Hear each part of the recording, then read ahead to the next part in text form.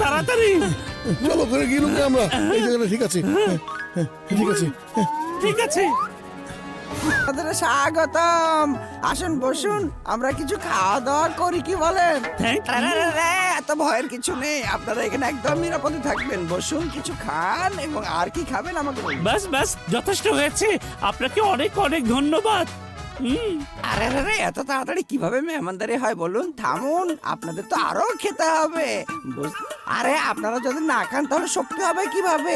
আর শক্তি না হলে আমার সাথে লড়াই করবেন কিভাবে? হ্যাঁ বলেন বলেন কি যে সাপ আর বেজির শত্রুতা তো সারা জীবন ধরে আছে, আর আপনারা দুজন তো নিজে থেকে আমার ঘরে বেড়াতে চলে এসেছেন, তাই এবার আমি দুজনকে টুকরো টুকরো করে কেটে কেটে খাবো। দেখো বেজি ভাই, আমরা দুজন আসলে সাপ নই, আসলে আমাদের